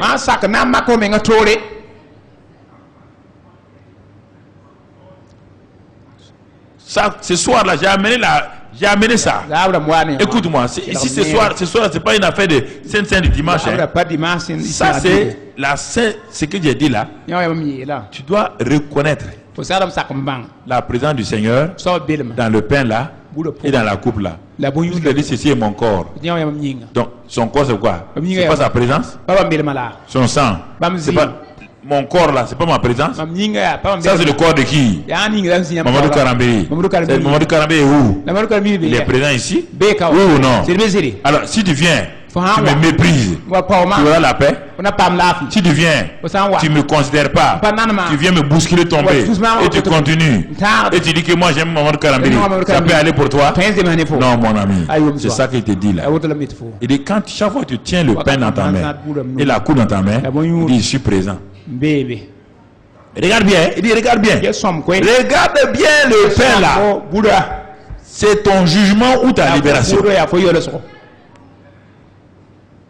Tu es en train de signer ta mort ou ta guérison, ta délivrance. C'est toi, pas quelqu'un d'autre. Pas Satan, pas le Saint-Esprit, personne, toi-même. Est-ce que tu es prêt à abandonner le péché que tu commets et que personne ne connaît?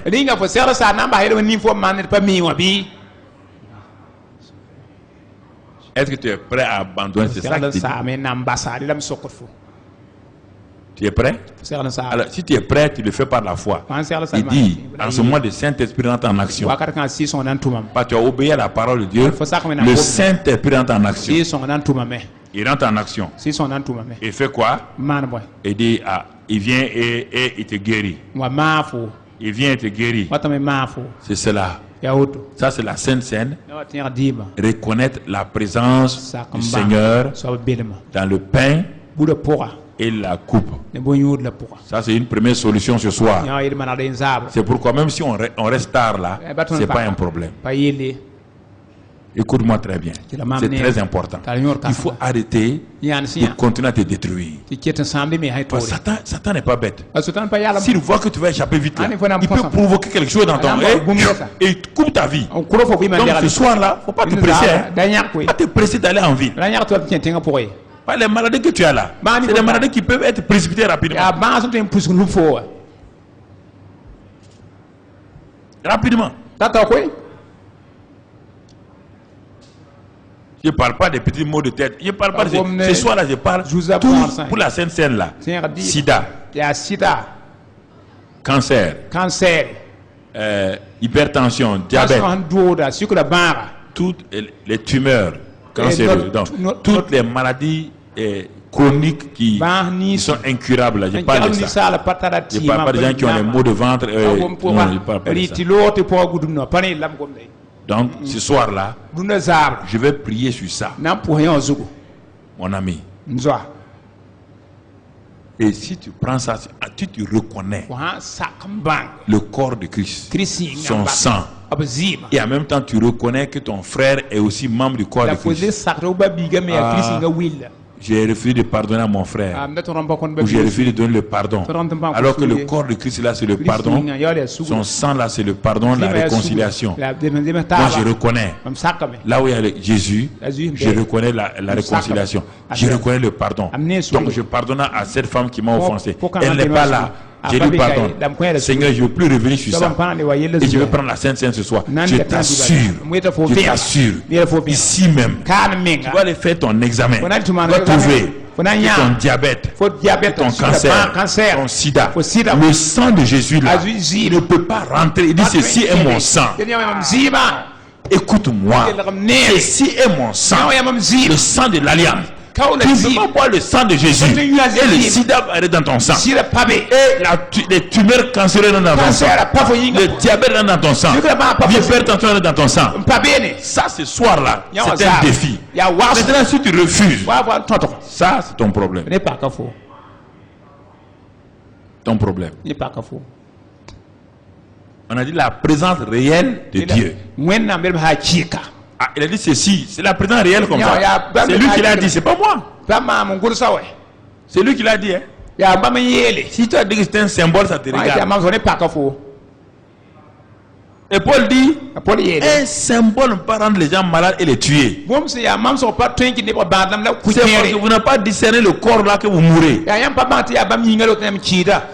symbole n'a jamais tué quelqu'un. C'est la réalité qui tue. Le symbole d'un poison ne peut pas tuer quelqu'un. Le symbole n'est pas la réalité. Mais le poison lui-même il tue. Oui. Mais ici là, c'est la vie que le Seigneur t'a donnée. Si toi tu refuses ça maintenant, au lieu que ça apporte la vie, ça devient la mort. Sinon le Seigneur n'a pas donné la mort à quelqu'un. Mais c'est Paul qui a constaté. Paul croyait que les gens avaient compris. En prenant la Sainte Seine là, il devait être guéri. Mais Paul a fait un constat. Il a vu à Corinthe là, il y a beaucoup de malades. Lui il est là. Il a les 9 dons. Il a le Saint-Esprit. Il a tout. Un homme comme Paul, les gens sont malades devant lui. Les gens meurent devant lui. Il a dit non, que tu ne vas pas. Non. Comment? C'est moi qui ai parlé des 9 dons du Saint-Esprit. C'est moi qui ai parlé du fruit de l'Esprit. C'est moi qui ai parlé de la puissance du Saint-Esprit. Comment un homme comme moi, j'ai le Saint-Esprit en moi, j'ai la vie divine en moi, je prie pour les gens, ils ne sont pas guéris et ils meurent. Il dit que je ne vas pas. Dieu lui a dit, Paul, c'est pas parce qu'il te manque la puissance, ce n'est pas parce que tu n'as pas l'onction, mais il refuse de reconnaître mon corps et mon sang. Ce que je vous dis ce soir, ce n'est pas que je n'ai pas la puissance en moi, non, parce que beaucoup d'entre vous, vous refusez de vous réconcilier, vous refusez de pardonner, vous refusez d'avouer votre péché, d'abandonner votre péché. C'est pourquoi, mon frère, comme c'est le Saint-Esprit qui guérit, il ne peut pas guérir. Réfléchissez vous-même. Réfléchissez. Réfléchissez. Donc ce soir, le Saint-Esprit rentre dans votre corps. Il donne la vie. Le sang et le corps de Christ, c'est notre solution. Donne la vie. Et vous allez sortir d'ici sans être guéri, sans être délivré. Quelque chose ne va pas. Je vous donne encore une troisième solution. Il dit que celui qui est en vous là, il est plus grand que celui qui est au dehors. Et à cause de ça, il dit que vos membres vous êtes les membres du corps de Christ. Chacun pour soi. Alors je pose la question. Ton corps est le temple du Saint-Esprit. Ton corps est un membre du corps de Christ. Écoute-moi les deux. Ton corps est donc c'est-à-dire ton corps là. C'est un membre du corps de Christ. Est-ce qu'il y a un membre du corps de Christ qui est faible? Alors c'est pourquoi il dit, puisque ton corps est un de mes membres, et que moi chacun de mes membres est fort, c'est pourquoi il dit, par l'imposition de tes mains, tu guéris les malades. Parce que tes mains là sont désormais mes mains à moi. Quand tu poses les mains sur quelqu'un, toi-même, comme quelqu'un d'autre, la puissance qui est en toi là, le Saint-Esprit qui est en toi là, va passer à travers tes mains là et rentrer dans la personne. Ça c'est la troisième solution. Pour ce soir là, moi je peux m'imposer les mains. Et le Saint-Esprit qui est en moi là passe à travers mes mains quand je fais un acte de foi et ma sinusite et mes maux de tête et mes vertiges s'en vont ce soir. Troisième solution, le Saint-Esprit qui est en moi met au dehors le sang et le corps, met au dehors l'imposition des mains, met au dehors. Et malgré tout cela, quatrième chose, mon frère, je vais préférer m'arrêter à ces trois là ce soir.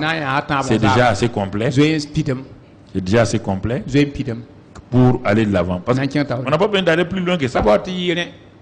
C'est pourquoi j'amène la Sainte Seine. Et le Saint-Esprit est en toi. Tu as une main, non? Qui n'a pas de main? Qui n'a pas de main? Prince, tu n'as pas de main? Tu as même deux. Voilà, ok. Écoutez-moi. Ou bien ce que je dis est mensonge. En ce moment-là, je t'interdis de venir à mes réunions. Je t'interdis. Il ne faut plus venir. Je t'interdis. Ce que je dis là est faux. Il ne faut plus venir. Si tu viens, tu seras jamais heureux.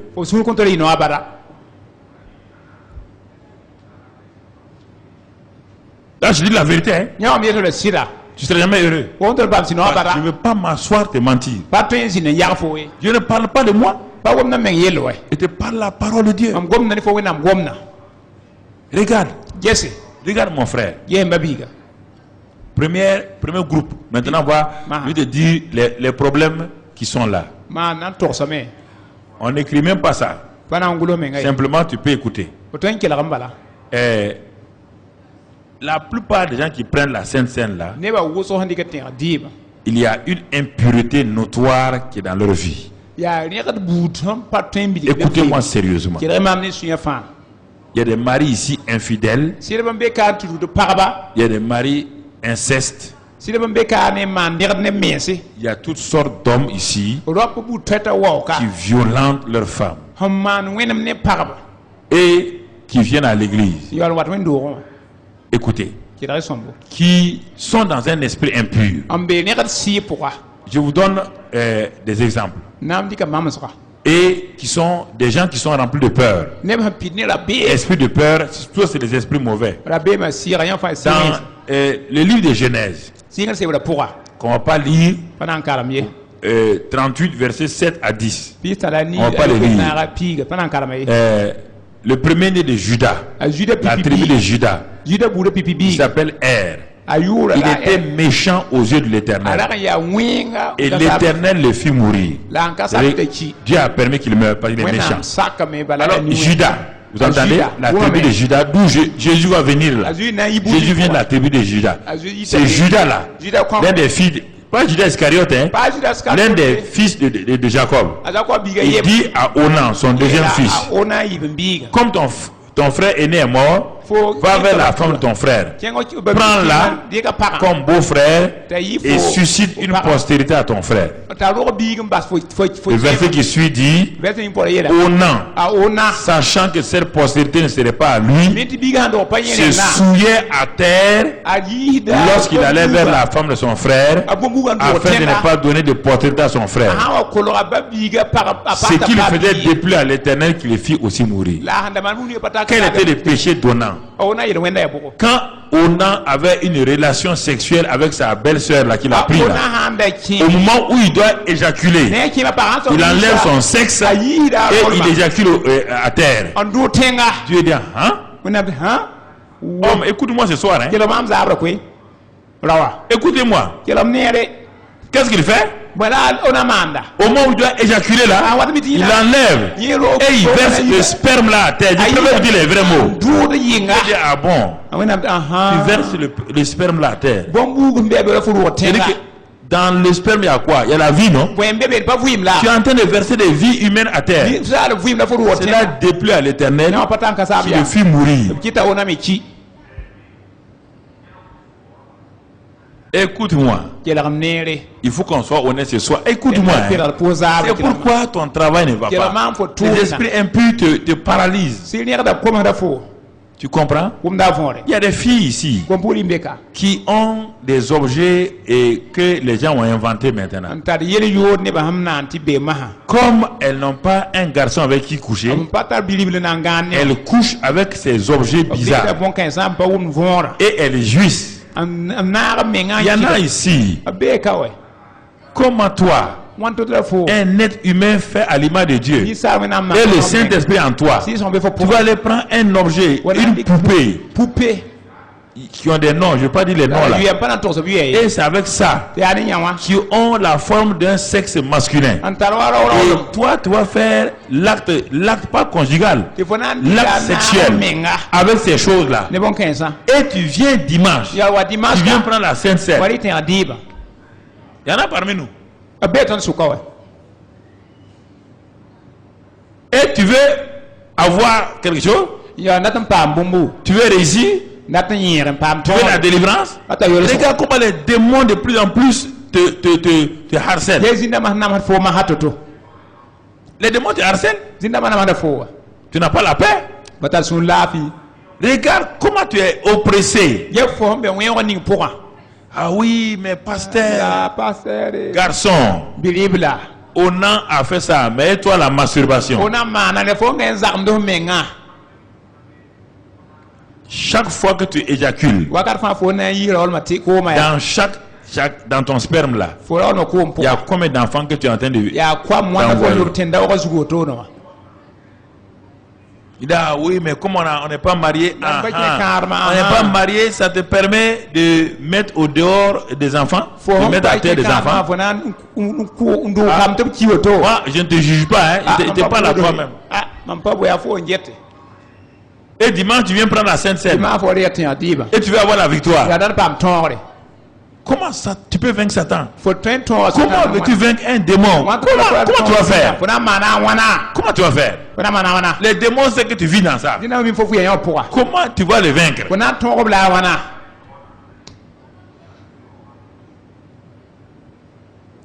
Ça, c'est pas un message pour la télévision. Ça, c'est un message entre nous.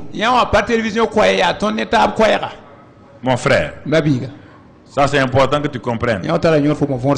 Toi, fille, tu as des partenaires multiples à cause de l'argent. Tu viens ici, tu vends ton corps régulièrement. Toutes sortes d'hommes. Quand tu veux l'argent pour aider tes parents. Est-ce qu'on t'a dit que pour aider ses parents, il faut que tu te fasses comme une prostituée? Ou tu veux tes études? Dieu ne peut pas t'aider. Toi, tu fais ça. Tu viens prier quel Dieu? Tu viens prier quel Dieu?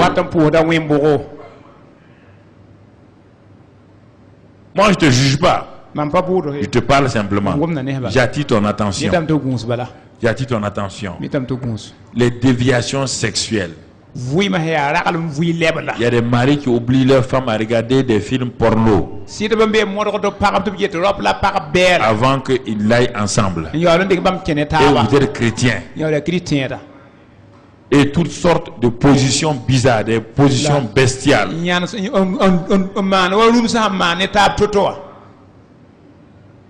À cause simplement de la jouissance. Et toi, tu as des déviations lesbiennes. Tu vas vers les filles. Tu vas vers les garçons. Et tu viens pourtant pour prendre la Sainte Seine. Dis, mais tu ne discernes pas le corps de Christ. Le corps là est mort pour tout ça. C'est pour tous ces péchés que Jésus est mort. C'est pour tous ces péchés qu'il avait son sang. Au lieu d'être délivré, tu veux utiliser le sang et le corps de Christ pour continuer à vivre comme tu veux. Toi, tu es là. Tu es attiré par des animaux. Des ânesses et des chiennes. Tout ce qui est animal féminin, tu es attiré par ça. Tu ne sais pas que c'est un esprit de malédiction. Tu es attiré par ces animaux-là. Un être humain attiré par ça. Tu n'as pas commis encore l'acte, mais tu es attiré. Est-ce que ce soir-là, tu ne vas pas saisir l'occasion pour ta délivrance? La présence du Seigneur est là. Par le Saint-Esprit, par la parole, par la Sainte Seine, par l'imposition des mains, par l'onction d'huile. La présence du Seigneur est dans tout ça. Et dans ça. Oui, mon frère. Alors, tu vois, souvent, nous faisons des choses. Nous pratiquons des choses. Nous devons, Jésus a dit à l'homme qu'il a guéri, à la piscine de Bethesda, écoute-moi, pourquoi nos maladies reviennent chaque fois? On est guéri, on prie pour vous, tu es guéri, et dans une semaine ça revient. Jean 5, verset 14. L'homme qui était paralysé à la piscine de Bethesda, écoute, est-ce qu'il a été guéri par Jésus, oui ou non? Est-ce que Jésus, quand il guérit, c'est parfaitement guéri, oui ou non? Qu'est-ce que Jésus lui dit? Et puis Jésus le trouva dans le temple et lui dit, voici, tu as été guéri, ne pêche plus, peur qu'il ne t'arrive quelque chose de pire. Donc, je peux être guéri. Tu peux être guéri. Si tu continues le péché, Jésus te dit quelque chose de pire va t'arriver. Dans Matthieu 12, il dit la même chose. Matthieu 12, 43 à 45. On ne va pas le lire. Et lorsque l'esprit impur est sorti d'un homme, il va dans les lieux cherchant du repos. Il n'en trouve pas. Il va revenir. S'il trouve la maison la vide, la personne n'a pas pris une décision pour remplir la maison là de la parole. La personne continue à faire ce qu'elle veut. Il dit les démons sont contents. Ils s'en vont, ils viennent 8. Ils remplissent la maison et la situation est pire. Que ces deux versets là t'enseignent ce soir. Ces deux versets n'ont quoi t'enseigner ce soir. C'est ça la présence, reconnaître la présence de Dieu. La présence est dans le Saint-Esprit. Le Saint-Esprit est en toi. Et ton corps est le temple du Saint-Esprit. Tu refuses de reconnaître que le Saint-Esprit est en toi. Sa présence est en toi. Tu refuses. Tu vis comme tu veux. Tu dis ce que tu veux. Tu fais ce que tu veux. Dieu dit ok. Peut-être tu ne comprends pas. Tu dis ma présence est dans le pain et la coupe. Là aussi tu viens. Tu méprises ça. Il dit ma présence est dans la parole que l'homme de Dieu te prêche. Tu méprises aussi la parole. Il dit ma présence est dans l'imposition des mains. Là aussi tu méprises. Ma présence est dans l'onction d'huile. Là aussi tu refuses. Il dit, que veux-tu que je fasse pour toi? Que veux-tu que je fasse? Mais, moi, je ne peux empêcher les démons, la malédiction, que si toi, tu acceptes ma parole. Regardez, bien-aimés enfants de Dieu, le Seigneur vous aime. Mais il est triste de vous voir dans l'échec, dans la pauvreté. C'est pas lui qui a prévu ça. Dans le manque d'emploi, au chômage, sans argent pour payer les scolarités, malade, fatigué, languissant, abattu. Ce soir, je te dis, mais vas-tu accepter ma présence là? Quel est le genre de président que tu as méprisé? Je ne sais pas. Il se peut que ce soit tout. Mais il se peut que toi, tu as méprisé la présence de Dieu en toi, le Saint-Esprit. Non, tu dis non. Je fais ce que je veux, c'est mon corps. Ça, tu l'as méprisé. C'est pourquoi ton corps a des problèmes. Toi, tu peux dire, ah, c'est la Sainte Seine. Pourquoi tu n'as pas de victoire, tu n'as pas de prospérité. Parce qu'on dit que la Sainte Seine donne la vie. La vie, là, c'est quoi? C'est la vie Zoé. C'est quoi? C'est la victoire. C'est la prospérité. C'est tout ça. Mais tu méprises ça. L'imposition des mains, c'est la guérison. Tu méprises ça. Comment? L'onction, l'huile. C'est pour briser les jougs. Tu méprises que la présence de Dieu est là. Alors regarde bien ce soir. Et tu vis comme tu veux. Regarde ce soir. Regarde ce soir. Toi-même. Notre message est fini. Et je te demande de regarder. Il dit, regarde simplement, examine.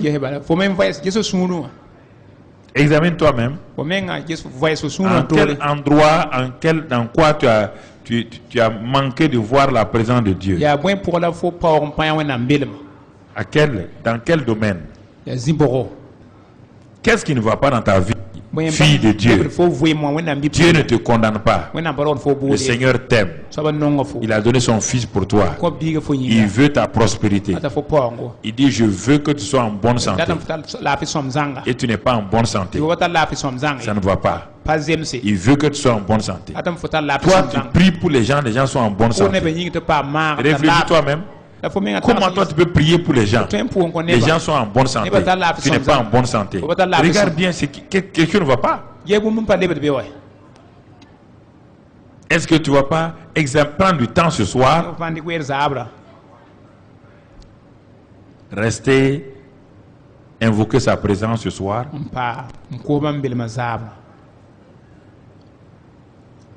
De baisser ta tête devant lui. Peut-être si tu es à l'aise, tu fermes tes yeux simplement. Tu rentres en toi-même. Oh Seigneur, tu regardes. Je n'ai pas reconnu ta présence dans tel domaine. Je n'ai pas reconnu ta présence dans tel domaine. J'ai vécu comme je veux sans tenir compte de toi. C'est comme si tu n'existais pas. Je suis seulement conscient quand le pasteur est là, les frères sont là. Mais je ne suis pas conscient que toi tu es réel. Mais ce soir, je viens de réaliser que même dans la Sainte Seine là, que je prenais pour du pain simple et du sirop simple, même dans ça, tu as dit que tu es là. Alors que moi, je prenais ça comme tout juste une tradition. Dis-lui ce soir que tu te répands et que tu confesses toutes ces mauvaises attitudes, ces mauvaises habitudes, ces péchés impurs que tu as exaltés. Tu as élevé ces péchés d'impureté. Parce que tu as cru qu'il suffit de dire seulement Seigneur, pardonne-moi, et tu continues à faire. Et tu étais sur la route de la mort. Heureusement, le Seigneur t'a arrêté ce soir. Il faut le remercier de ce qu'il t'a arrêté. Et ta vie va continuer encore. Sinon, ce soir, si tu dépassais ça, tu avais un problème. Le Seigneur t'a arrêté ce soir. Il y a des gens qui l'ont arrêté ce soir. Et toi-même, tu savais que ta vie était en danger. L'esprit de suicide venait sur toi. L'esprit de mort venait sur toi. Ce soir-là, dis au Seigneur, oh Seigneur, je m'arrête. Je reconnais mon péché. Je reconnais ma rébellion. Je reconnais ma désobéissance. Oh, je reconnais que je n'ai pas discerné ta présence à travers ta parole simplement, à travers la présence du Saint-Esprit en moi, à travers la Sainte Seine, à travers l'onction d'huile, à travers l'imposition des mains, à travers la parole prêchée par ton serviteur. Ce soir-là, je vais arrêter tout ça, car mon corps ne m'appartient pas. Mon corps a été racheté. Je refuse de vendre mon corps aux hommes, car je sais maintenant je connais la vérité. Je m'arrête, je ne veux plus vendre mon corps à aucun homme. Quoi qu'il advienne, j'arrête de vendre mon corps à un homme, car je sais ce qui va m'arriver maintenant, je vais le récolter. Seigneur, ce soir, j'arrête de diffamer mes frères, car c'est ça mon péché. Dis-le, c'est ça ton péché. Toi, ta bouche là, c'est pour détruire les frères et les sœurs. Et ce soir, si tu prends, si tu mets l'onction, c'est ça, tu vas mettre l'onction d'huile sur ta bouche toi-même. Quand on va présenter l'onction d'huile, tu viendras mettre ton doigt dans l'onction d'huile, tu mettras sur ta langue et tes lèvres. Et par la foi, tu dis que mes lèvres sont sanctifiées, ma bouche est sanctifiée ce soir. Je refuse de prêter ma bouche encore à Satan et au monde. Si c'est les maladies dont j'ai parlé, les maladies dites incurables là, quand les frères vont présenter la Sainte Seine, toi tu viendras prendre la Sainte Seine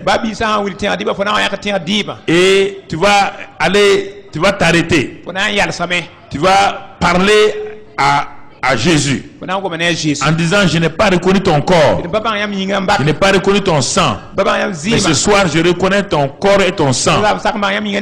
Je mange et je bois et ma condamnation est finie, mon jugement est fini. Ce soir j'ai la vie. Mon sida, ma tumeur, mon diabète, mon hypertension est terminée.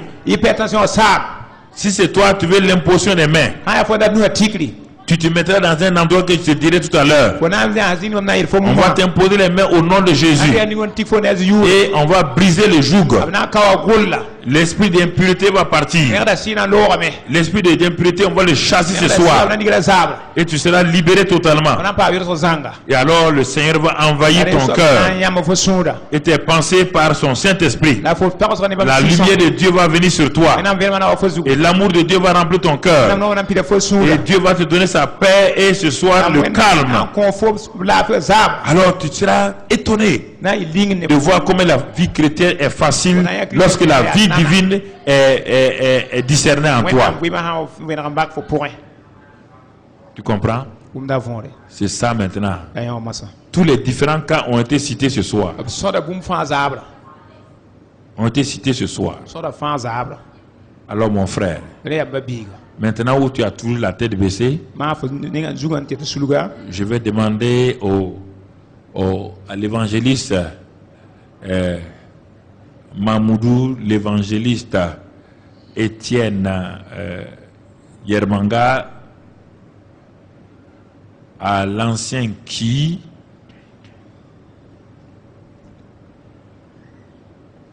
de venir ici. Pour la Sainte Seine, vous allez ouvrir, je vais prier. Vous ouvrez d'abord. Vous ouvrez avec respect. C'est pas. Vous ouvrez ça avec respect. Car c'est le jour du miracle qui est là, le temps du miracle, le temps de la guérison. Je vais prier maintenant. Excellent Père de grâce, ce soir, nous reconnaissons ta présence par le Saint-Esprit en nous. Dites avec moi: Seigneur, je reconnais ce soir ta présence par le Saint-Esprit en moi. Et je reconnais ta présence dans ce pain et dans cette coupe-là. Je reconnais aussi ta présence dans l'onction d'huile et dans l'imposition des mains. Je reconnais ta présence réelle. Et ce soir, c'est la fin de mes maladies, de mes cauchemars, de ma destruction, de ma défaite. Et ce soir, je te remercie pour cette grâce-là, au nom de Jésus. Amen. Ici, c'est au niveau des problèmes de langue. L'esprit, l'onction détruit tout joug. Et moi-même, je vais me tenir là pour ceux qui sont avec des esprits impurs, des esprits qui les oppressent et qui commettent des choses terribles. Alors, je vais me tenir un peu plus loin, vers la porte.